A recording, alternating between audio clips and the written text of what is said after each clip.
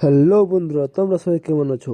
আমি ভালো আছি। তো আজকের নতুন একটা ব্লগ ভিডিও নিয়ে চলে আসলাম। সকাল সকাল সকালে কাজে গেছিলাম, আর কাজে গিয়ে আমি আমার কাজ চালু করে দিলাম, অর্ডার বার করছিলাম। কিছুক্ষণ পর দেখি বাইরে প্রচুর বৃষ্টি বৃষ্টি কিছুক্ষণ থেমে দেখছি যে পরে অন্ধকার হয়ে গেছে।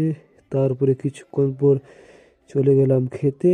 খেতে যেতে যেতে রাস্তায় দেখছি প্রচুর জল জমে গেছে রাস্তায়।